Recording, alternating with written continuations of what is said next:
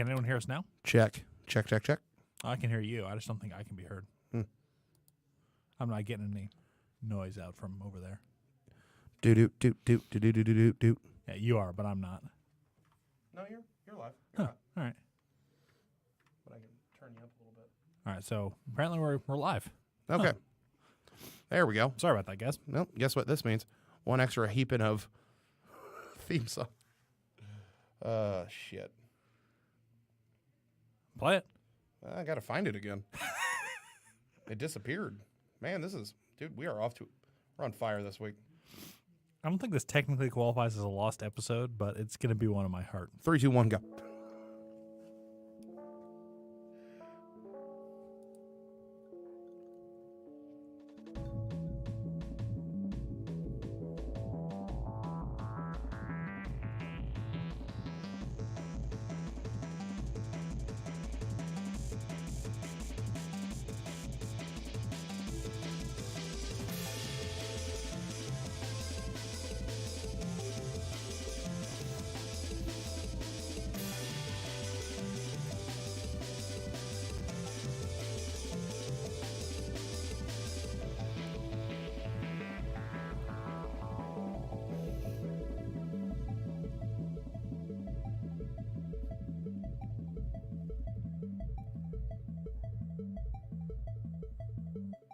All right, after that hasty restart, welcome to the 3DMs podcast.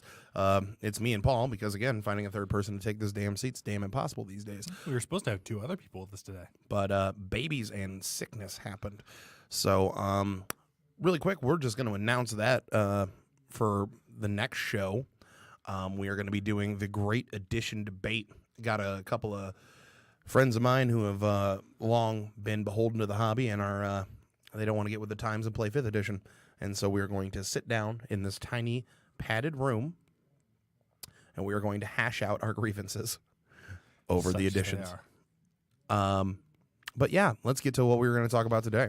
So the game plan for today is we're going to run down alignment and then also how to do an evil campaign. Yeah. And so without further ado, let's talk about that cantankerous old stick that Gygax invented called Ye Olde Alignment Chart. Yes. Well, I mean, originally, of course, it was just lawful and chaos, but now we have to contend with the other 2 axes, the morality axis of good versus evil. And to say this is a contentious topic would be underselling it a little. Alignment debates are about as old as the hobby itself. Yeah, I don't think we're going to really shake open new ground today, but we do want to discuss ways that it can be used at your table and ways to help you. So this is going to be just like a really quick little love-on segment. So I don't know about love on. I don't have many positive feelings about alignment. Yeah, me neither. So this is going to be a nice little 3-minute hate on alignment and how we much better like our way to do it. So when it comes to alignment, I guess my biggest problem that I have with alignment is that it's not fluid. Yeah, people don't switch from one alignment to another normally, despite the fact that people change. Yeah, and also too, it's very possible to use real life as an example. I went from neutral good yesterday to lawful evil for a good hour and a half after Michigan lost to Ohio State, and frankly, anybody who got in my way was looking for an ass whooping. I was not nice to be around for about an hour and a half, 2 hours yesterday after that football game. But this is about D&D and not sports. Yeah, that's despite the fact that we had a football banner up for a while. Hey, just had to get that one plug in for that show who came in and messed with all the settings. Yep. Regardless, I do want to say that alignment does bring up a lot of issues with your game world. Namely, older editions specifically had alignment as a sort of tangible thing you could identify and interact with. Detect evil was one of the biggest problems. This is you could tell if somebody was evil or not. And the idea of there being a black and white universal law about who is good and who is evil never really sat well with me. Yeah. I mean, for things like angels and demons, I can sort of understand it. Given it's primordial forces and fundamental things. That makes more sense. But yeah, random plucky guard number 36, who has one wife, one child. Her name is Kenzie. She's 4. She's precious, and works for the city guard. Pretty affable chap. Goes and gets drunk at the pub every weekend. But for him to suddenly just be part of this monolithic evil organization. Because he's taking kickbacks from some mafia or something. Let's, we'll just do the thing that we see on TV every week. Dirty cop taking kickbacks from, some criminal organization. Yeah, he's evil. Yep, he's evil. So, let's just, orphan a child and, or smack him down. Do something terrible to him. But, long story short, we don't know this guy's entire story. And, boiling him down to one of 9 positions on 2 different axes of 3 is a bit ridiculous. Yeah. So, meanwhile, the guy that you were helping too might have just, also been a prick. Thank you. You saved my bookstore. Now I can get back to spreading all my hatred about elves. You're a racist? Yep. I'm an elf hater. Pink is neutral good, motherfucker. Yeah, but because I'm a tidy, nice, old bookstore keeper, I ping as neutral good, despite my deep and unsettling racism of elves, because it's acceptable in this part of the country. I mean, after all, dwarves have a racial power based around being especially racist.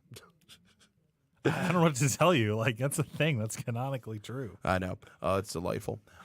So here's what I actually like to use with the alignment chart system, because I find just bringing it into play is annoying. There's also nothing that is going to piss me off quicker than my players arguing and then suddenly throwing out.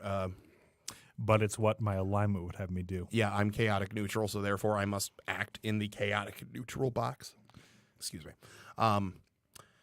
So what I recommend for this, just to other DMs who, might have the same problem of a player, really digging in their heels and sticking to their guns of, well, this is my alignment, so this is what my alignment says I should be doing. I offer that we leave the alignment blank if they feel it really helps them, because I have had players be like, well, I kind of like to know where my character's at. I usually offer them well, you're trending towards this, but I never specifically stick a player, unless they are literally being the a comical textbook definition of something lawful evil or lawful good or, chaotic neutral. Dick dastardly stopping to cheat even though he's winning. Yeah. Unless they're comic book representation, over the top, perfect dead on of an alignment. I usually just try to keep them, you're kind of covering this part of the grid if it really helps your role play. Because as far as that goes, I mean, especially in this edition, alignment really does not add much to the table other than this be lawful good. This be, chaotic good. Guys, we got to burn down the orphanage if we're going to save everybody. Move a step towards evil. Regardless, it's thankfully now disentangled from the rules. I'm pretty sure 4th edition did something similar, but people also got in a bit of a tussle when they noticed that the alignment grid had been reduced to 5 steps instead of 9. So we're not going to talk too long about that. Yeah. It's nice that it has almost no mechanical effect anymore. All right? All right. Yep. Let's leave it at that. And, it's one of those things, I don't think it's ever going to go away, much like the D20, because it's too just kind of ingrained in the game, but it's something you can definitely get around not having to use. Yeah, my father told me back in the day he and his players used to play using 3d6 instead of 1d20, which I thought was kind of cool, if a bit finicky. Yeah. But no, weird. D20's here to stay. So let's actually talk about the fun stuff we wanted to talk about today, though. And let's talk about the meat of our topic. Yeah, because we need to lead in with alignment before we get to what we were really wanting to cover today, and that is villainous campaigns, which are outrageously fun to DM and outrageously fun for the players, but it has to be handled with a lot of cautions, because here's the initial problem with running. Our disclaimer. Yeah, here's the initial problem with running the villain game and why you need to be very careful when you do it. Problem number 1, these game, usually when people play bad guys, they Alan, we will get to your thing in one moment, because this actually segues into what we're doing. Back to my little spiel. So problem number 1 about running an evil game that you just need to be wary of is that it does make a fight out of nowhere. Players will immediately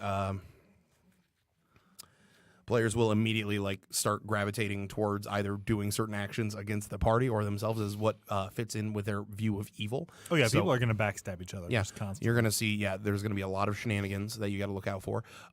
You're going to have, you're going to potentially learn some truths about some friends of yours that you weren't exactly ready to learn. It's much like Mario Kart in that sense. Yeah, it is. It is kind of like a Mario. Like you really can see the inside of somebody's inner workings when you find out what they find evil.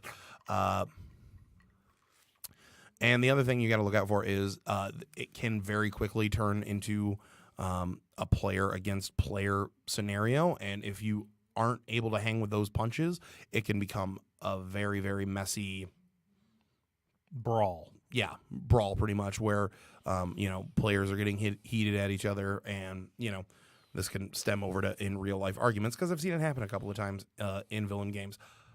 But with all that being said, a villain game is a fantastic little vacation for any DM and his regular running group to kind of do. There's a bunch of reasons you might want to do a villain game. I've done it just as kind of a, hey, you guys have been, saving the world now for the last year. Why don't we take 2 months off and have you guys be bastards? Which was a great little palate cleanser for my players that kind of, got to run around as alternate versions of themselves, evil versions of characters that they were kind of used to, and just, wreck shop. Another practical use that a villain game has is you can set up either future villains for yourself, to be used later in the game. You can set up a primary plot that you want to use in your next campaign. Like, for example, some necklace of great importance and magical power being stolen, or also the old Bowser kidnapping Peach thing, taking a noble and destabilizing an entire region. You can sow all those seeds for your next campaign to deal with, and you can let your players be a part of the action, which they kind of enjoy. Most of them really enjoy doing, getting to be the bad guy and then later having to deal with their own bullshit. Is always a fun and unique challenge. So let's start at the beginning with how you're going to run a villain game. First, sit everyone down and figure out what people's boundaries are. And again, this is a disclaimer thing. Obviously, every table is different from others, but most players, if I'm going to make a generalization, are not going to be very on board with graphic descriptions of beating and raping prisoners. So just get these things out of the way and talk about them before somebody gets grossed out because somebody's displaying one of their deep fetishes for the party to see now.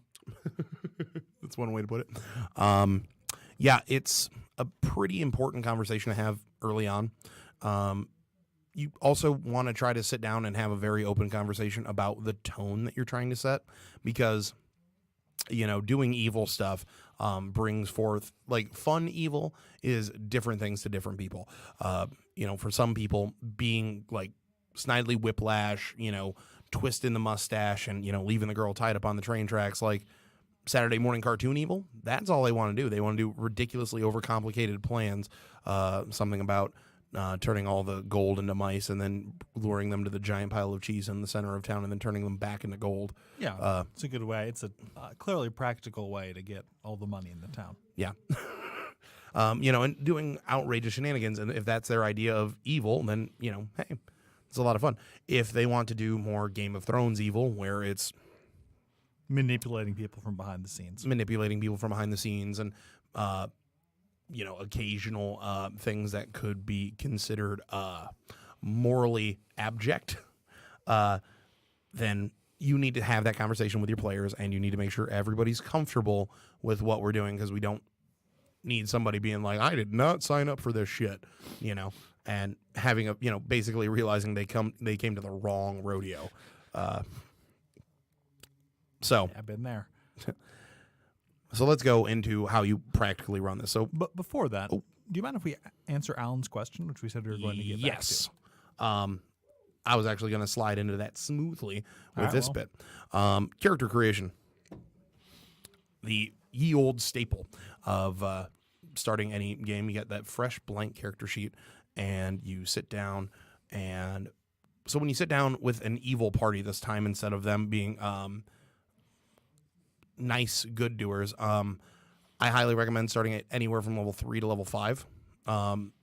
Also, doing an evil game is a really fun way to. You can start at like level 10 or even higher if you really want to, because it does make sense that since these people are going to be villains and they're usually doing something that is earth-movingly important, either stealing something or, again, an assassination or whatever plot you have in mind. Some dastardly scheme. Yeah, these are going to be some people who actually have the means, the capabilities, and are going to be able to do this thing without much training.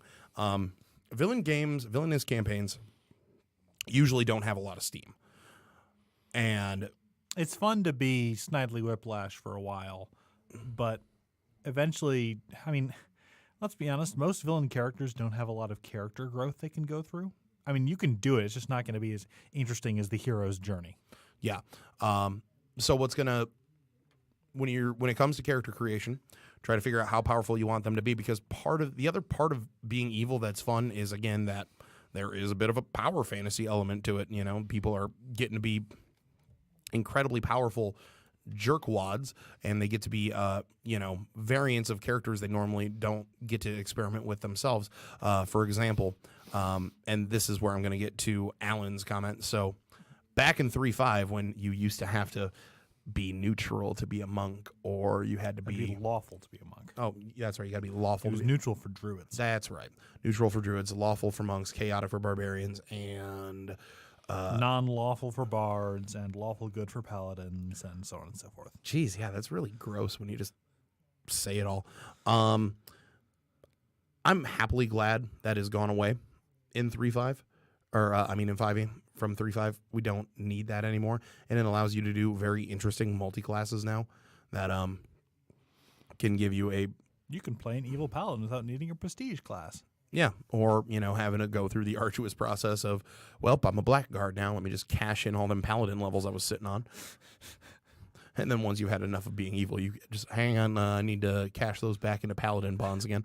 But Jake, once you stop taking paladin levels, you can't start taking them again. No. Oh, God damn it, I hate 3.5. Christmas. Okay. When it comes down to making characters for this evil game, remind them of, let them play whatever they want to play, but then allow them to experiment with their ideas of evil. I mean, we're all used to seeing druids as, kick-ass, druids. Nature wizards. Nature wizards. And even the more aggressive druids can be, described lightly as eco-terrorists. But in an evil campaign, you can definitely flex and see a lot of really horrific and gnarly shit that a druid can use. There's a bunch of different classes I made an owlbear because I'm evil. Bards and their already predisposed notions of being a bit of a douche. That gets ramped up to 9,000. Evil paladins are always fun because there's nothing quite like being the one guy that everybody expects to be there to help them, and then there's like, oh wait, why is his armor black? Why are his eyes glowing, and why does he have spikes everywhere? Oh, this ain't gonna end well. I'm here to burn down your puppy orphanage. You can do a lot of subverting of typical tropes, and while everybody's making their characters, just have that discussion with them and try to get as much of a deep backstory as you can. It's kind of the opposite from normal character creation, where it's like, yeah, let's just go with these light notes and then we can expand on your character as we go. In the beginning with evil villain characters, we kind of need the biography. Yes. You need to know who they are, where they came from, and why they're, burning down puppy orphanages. Yeah. Is it just for the money? And they don't have much of a moral compass that, guides and directs them. Were they just born bad, like your boy Michael Myers? Do they think they're doing the right thing? This is actually a very important discussion to have with them because, again, with your villains, when everybody's ultimately banding together to do the good thing, sure, there's going to be, the arguments, there's the classic, How much are we getting paid to save the world? Yeah. The world's where I keep all my stuff. Yeah. There's the classic, leader, lancer kind of dichotomy, back and forth embarking, but ultimately, usually everybody comes under the same umbrella to work together. In an evil campaign, that umbrella is conveniently picked up by the fucking wind and thrown all the way down the goddamn beach because they're evil, and getting them to play nice with each other is going to be difficult. So the good news is you don't have to make them play nice with each other for very long. So with character creation, I do want to say also, sorry for Hit me. interrupting, You're but good. especially for character creation, this is something I recommend all the time normally, but especially for character creation, you want your players to create their characters together because you don't have a sort of unifying purpose usually for them to stick together. So bonds of friendship or at least rivalry should be keeping them in the same area for at least the opening bit while they're deciding what their supervillain team name is and what their themes are. Yes, and when the costumes will be done. Yep. That leads us on to part 2 of creation. And this one is completely optional. I've done it both ways, and I've had success with a villainous party without and with, and that is usually an overseeing force. The evil overlord, if you will. Yes, the person who has either put together this crack team for this robbery, or the person who is keeping them on retainer because they are a useful group of money grubbing assholes that he likes to keep around because he can pay them. Murder hobos who take joy in the name. Yeah. So recommendations for, obviously, it's any strong monster or thing. Like it would make sense that a lich would be pulling some strings because he might be able to channel the arcane and profane and unclean ways, but frankly, there's only 24 hours in a day. He can only do so much. He's got to pay people to do some shit. Yeah, like his laundry. Yeah. He doesn't wear clothes anymore, but whatever. Yeah. Same thing with dragons. Dragons make fantastic overseeing because the second anybody gets lippy, you can casually and gently remind them that they are now talking shit to a fucking dragon,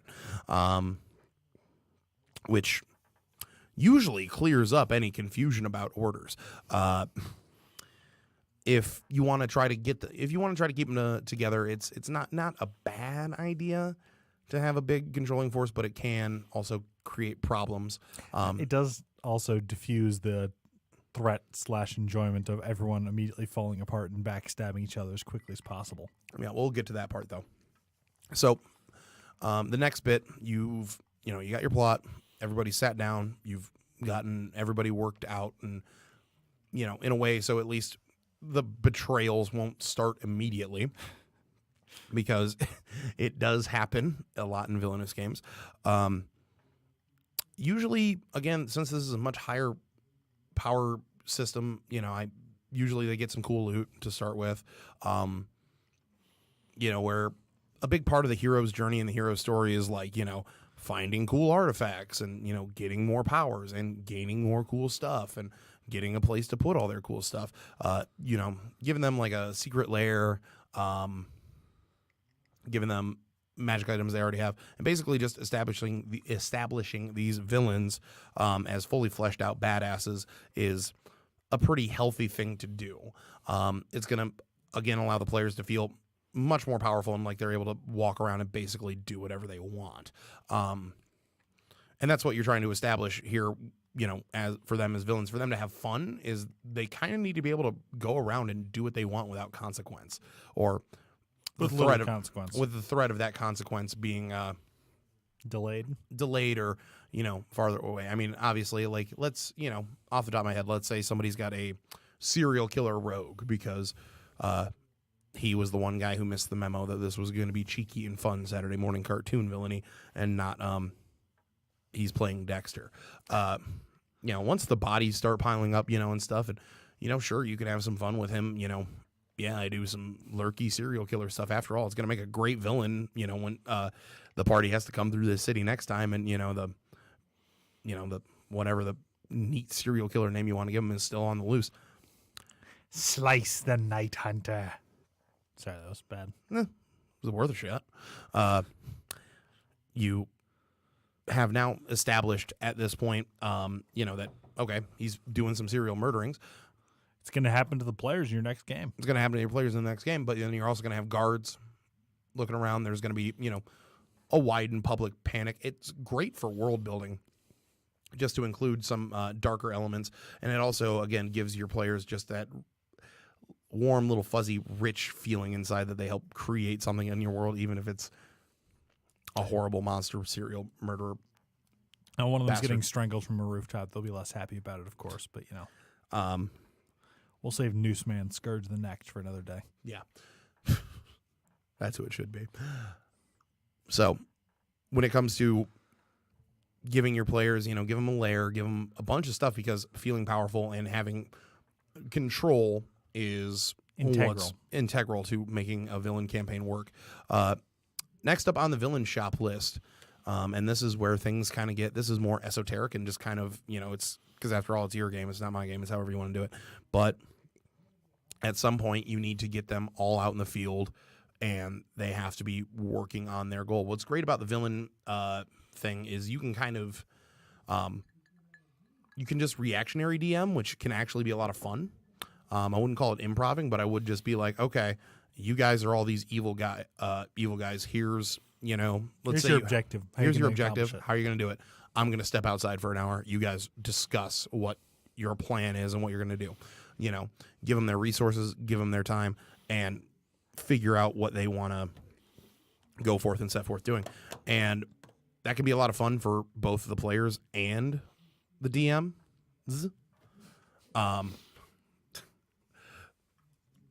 Because, well, for one, it means that you don't have to walk them through everything they're doing. They're going to come up with some ridiculous shenanigan plan, and you're going to react to it. Yeah, you get to react to it, and it's just it's a nice little vacation. And you can also, again, come up with consequences and negative effects as they go. So the next bit about running an evil game that is kind of integral is when the betrayals do start happening, and I mean, this is probably going to be where our long-form discussion begins. Once the players start turning on each other, just don't. I mean, in most games, you'd come up with a contrived excuse for them to get along, but don't. And let's explain that. So, obviously, when you got them working together, there's two things you got to balance. You've got to balance, obviously, the in-game story and trying to, as every DM will tell you at some point, their story just takes a kick to the face that they were not expecting. With an evil campaign, a lot of that pretense for them, like still needing to work together and spend time together, is gone. And people can and will betray each other. It's inevitable. I've ran. You're playing criminals and jerks. Yeah, I've ran about 7 or 8 evil games, and every single time there is at least one betrayal. And the most rewarding thing that you can do in this moment is you need to sit back. You need to be as fair and impartial a referee as you can. If, much like Game of Thrones style, if somebody just walked through the Garden of Betrayals and did not see it coming and fell into a very well executed plan or trap by the other player, then you need to let that happen. Obviously, we need to sit there and we need to make sure that no one's feeling, like no real problem is caused at your table. No feelings are hurt. Everybody at the end of the day to say, wow, that was fun. That was fun. Sucks that my character's dead, but good on you. I mean, a good evil campaign should end with at least half the characters dead, honestly. Yeah, I can agree with that.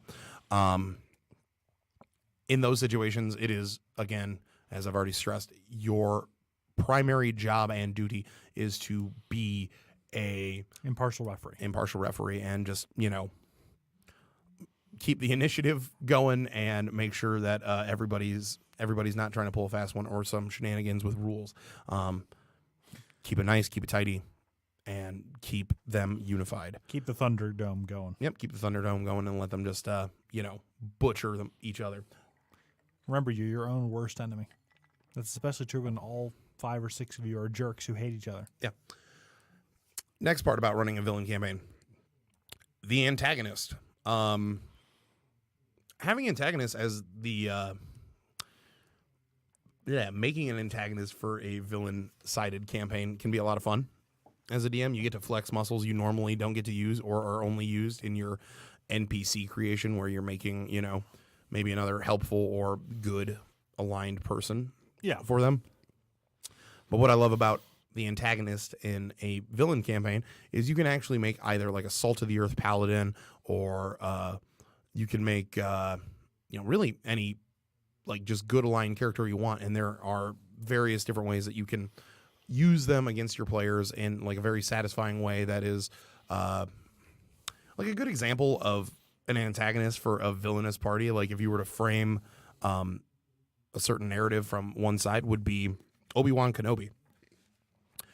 If we look at, we'll use a quick Star Wars thing. If we look at Obi-Wan as the antagonist and Anakin as the hero of his own story, Obi-Wan makes a hell of a great villain who is likable.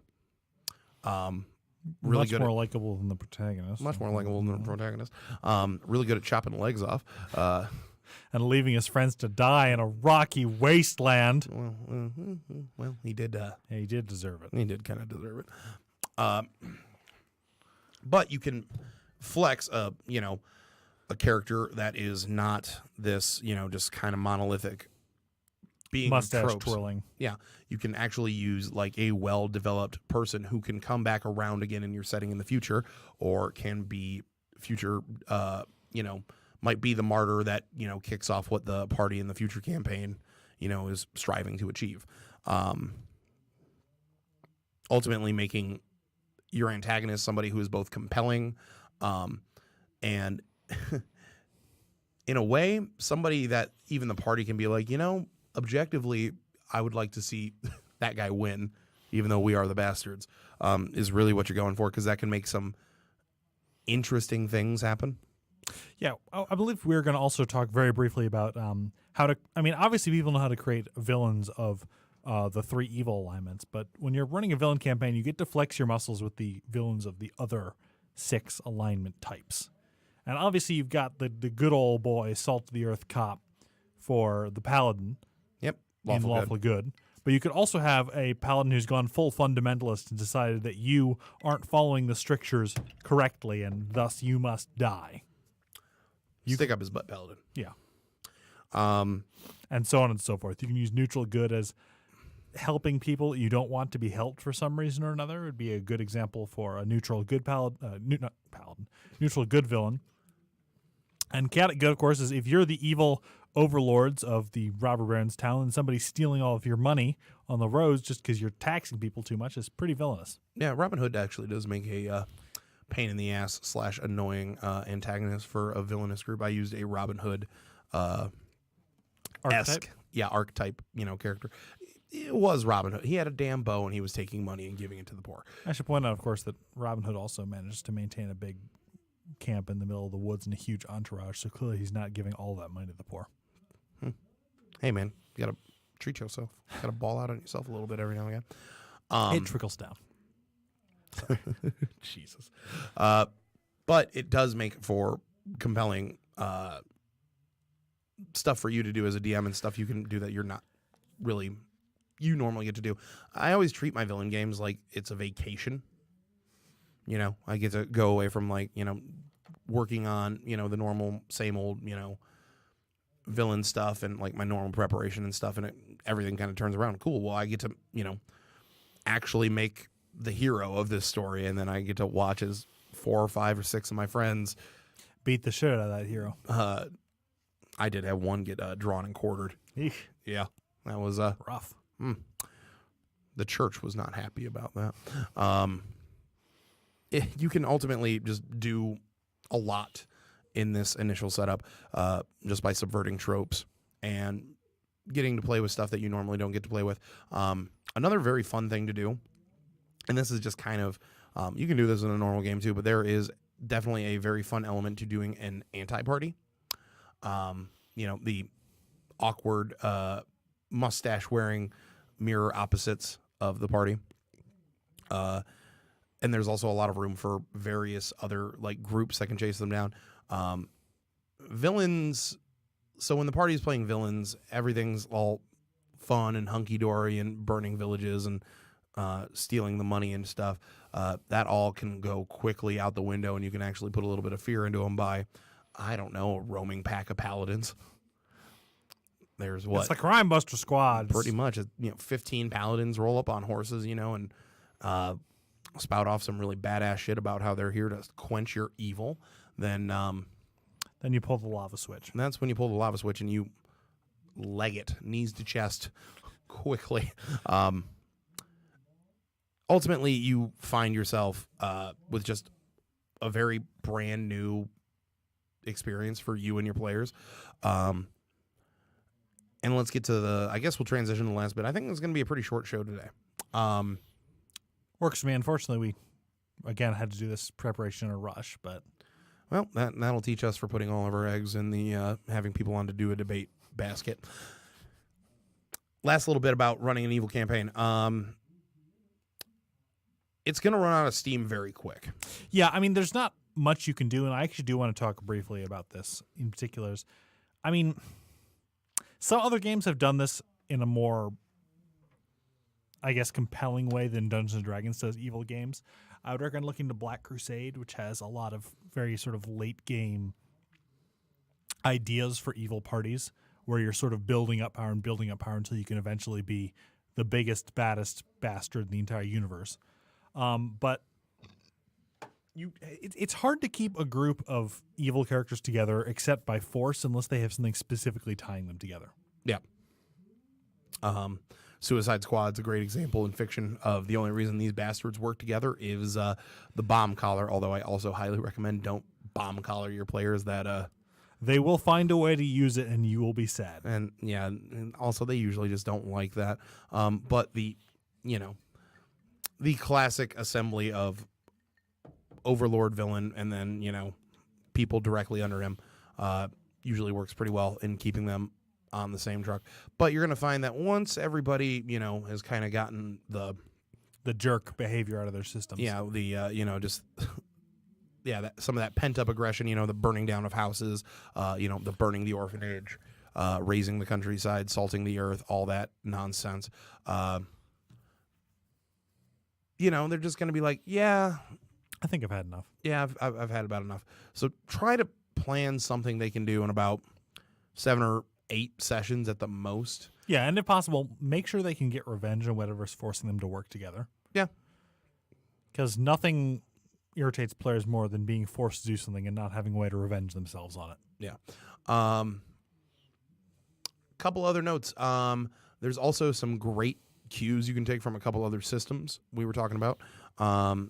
Rattle them off for us, Paul. Well, off the top of my head, Exalted 2nd Edition's Infernals has a system where your players are rewarded by replenishing their resources when they do evil, stupid, like supervillain stuff. Like one of them is explain your dastardly plan to somebody who's tied up, try to kill somebody with an elaborate death trap, force somebody to marry you. The works. Villain shit. The other, of course, is Black Crusade, where you're rewarded by your god for doing stupid evil stuff, like never backing down from a fight, poisoning an entire village full of people, and so on and so forth.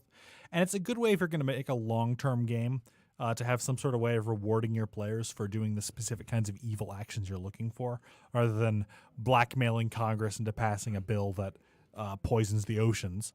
You'd want to entice them to create a moon laser that'll destroy the moon unless they pay you $1 billion. So entice them by rewarding them when they build a moon laser. Okay? It's not that complicated. I just want sharks with laser beams attached to their heads. Freaking laser beams attached to their heads. Let's see. Final notes on villains. You got any final thoughts? I mean, we've already done villains before, but I think villainous campaign. Sorry. I think we've kind of covered it. I mean, I'm not actually a huge experienced member of the villain campaign running person kind of guy. The only villain campaigns I've really run is Shadowrun, and usually the people you're working for end up being bigger jerks than you. Yeah. So that's about it. For me, just a couple of final last notes on the subject. Again, I highly recommend to use it it's a great world building tool.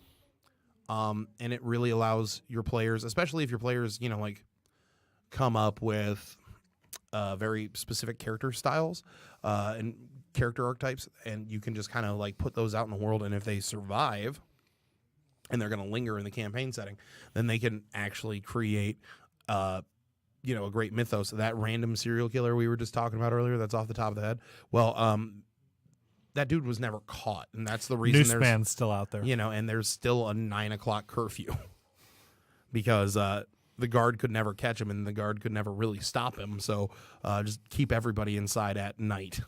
Have your players be attacked by Nooseman. Suddenly, one of them is being hurled up to the sides of the roof. by their neck, and they're being strangled and asked questions. Yep. Jeez. It's a fantastic, so look at it as a way to, build the world, change, get different sides of plot, introduce characters that you're going to see again later. For example, the guard captain who might be opposing this band of bastards, can be a very different character than the one that the future player characters will meet due to his experiences fighting, basically a bunch of bastards. It gives a great way to, once you've... Tie your players into the world. Yeah, tie your players back into the world, and also gives them a way to kind of witness their actions and see causation and effect and have a strange sense of pride in knowing that maybe they, broke that old guard captain and, they had that effect and that effect on the world. And ultimately, that's what you're looking for as a DM is, it's your world. Your players get to play in it, shape it, change it, and at the end of the day, everybody gets to sit down, have a beer, and tell cool stories about stuff that's happened in their settings.